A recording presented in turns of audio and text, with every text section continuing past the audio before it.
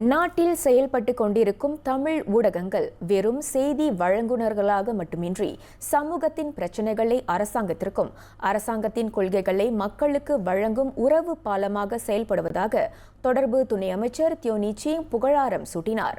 உண்மையான செய்திகளை துல்லியமான முறையில் மக்களுக்கு கொண்டு சேர்ப்பதில் ஊடகவியலாளர்கள் கொண்டிருக்கும் நேர்மையும் பொறுப்பும் நாட்டின் வளர்ச்சிக்கு முக்கிய அடித்தளமாக அமைவதாக அவர் கூறினார். Saya juga sedar bahawa kejayaan ini bukanlah mudah. Wartawan sering berdepan tekanan masa untuk melaporkan berita yang tepat dan segera sambil memastikan tiada fakta yang disampaikan untuk memastikan bahawa fakta yang disampaikan itu adalah sahih dalam dunia yang dibanjiri olehlah maklumat palsu.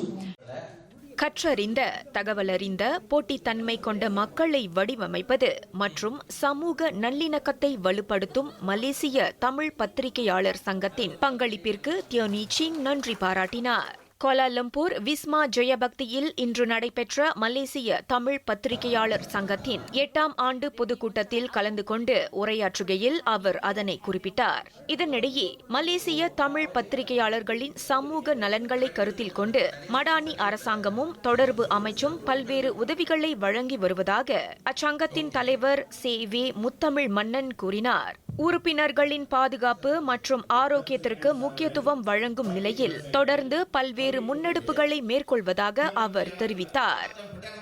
மலேசிய தமிழ் பத்திரிகை சங்கத்தின் உறுப்பினர்களுக்கு ஒரு group insurance கேட்டிருக்காங்க. அது தவிர்த்து சுகாதார அமைச்சோட பேச்சுவார்த்தை நடத்தி இந்த இருதய நோய் பட்ட சம்பந்தமான சிகிச்சைகளுக்கு அவங்க உதவி செய்ய முடியுமான அதுவும் எங்கிட்ட உறுப்பினர்கள் கோரிக்கை முன் வச்சிருக்காங்க. நாங்கள் மிக விரைவில் சுகாதார அமைச்சரையும் சந்திப்போம். அதுக்கு அடுத்த கட்டமாக நாங்கள் பிரதமரை சந்தித்து மலேசிய தமிழ் பத்திரிகை சங்கத்துக்கு ஒரு கட்டிடம் வாங்குறதுக்கான ஒரு திட்டத்தை வச்சுருக்கோம்.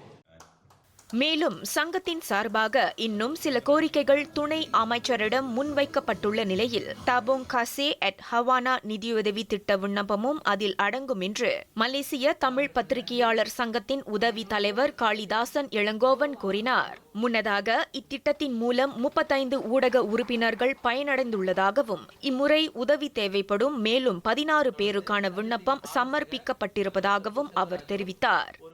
இந்த திட்டத்தில் நிறைய பேர் பயனடைஞ்சிட்டாங்க. ஒரு 35 பேர் பயனடைஞ்சிட்டாங்க.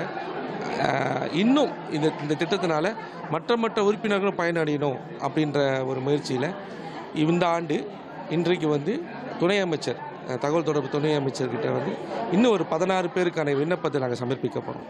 நிச்சயம் அமைச்சு எங்களோட கோரிக்கையை செவிசாய்ச்சி இந்த 16 பேருக்கு மட்டும் இல்லாமல் இனி வருங்காலங்களில் தொடர்ந்து இந்த நிதியை வழங்குவதற்கு வழிவகுக்கும் என்று நான் எதிர்பார்க்கிறேன். காலை 10 மணியளவில் சுமார் 100 பேருடன் தொடங்கிய இக்கூட்டத்தில் சிறப்பு பிரமுகராக மித்ராவின் சிறப்பு செயற்குழு தலைவர் பிரபாகரன் பரமேஸ்வரன் கலந்து கொண்டார்.